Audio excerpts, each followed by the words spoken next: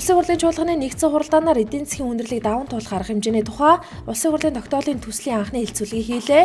Инхдээ хуулийн төсөлтэй холбогдуулан улсын хурлын нэр бүхий гишүүдээс гаргасан зарчмын зөрүүтэй саналын томьёолоор санал хураалгахад тэтгэврийн зээлийн хүүг бууруулах санал олонхын дэмжлэг хүлээж авч чадалгүй унлаа.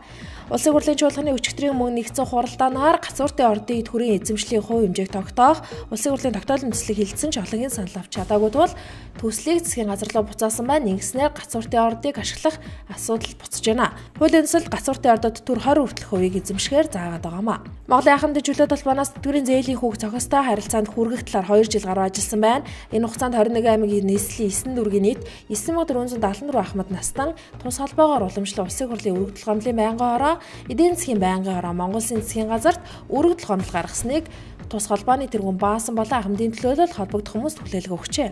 Монгол газар компаниг төлбөрийн чадваргүй тооцож дампуурсныг дүүргийн эргүүргийн анхаарчны 2 дугаар шүүхээс өнгөрсөн 1-р сар тогтоож дампуурсан гэдгийг зарласан. Ингээд тус компаниг татан болгох эсвэл хөрөнгөжүүлэх хэсэг асуудлыг шүүх хурал өчигдөр болж нэхэмжлэгчдийн тоо нэмэгдэх асуудал үүссэн тул төр хугацаагаар хойшлол оруулсан байна.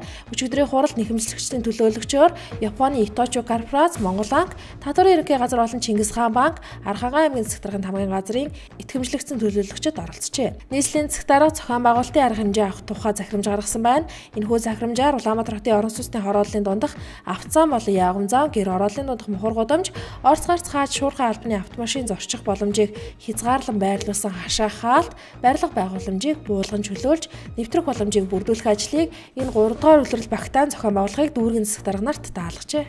Мэргэжлийн сумаагийн их аврах Монгол Улсын даяар дурсагдах далаа даян дархан аврах Мөнхбатын хүү даваа жаргал өчигдөр хөдөлмөрийн Баатар цол хүртлээ.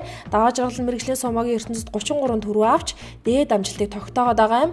20 дугаар зуунд түүний олимпийн мөнгөн медальт үндэсний бүхийн дархан аврах Мөнхбат хөдөлмөрийн Баатар цолыг төр түмнээсээ хүртэж байсан бол 21 дугаар зуунд түүний хүү хөдөлмөрөө үнэлүүлж Баатар боллоо.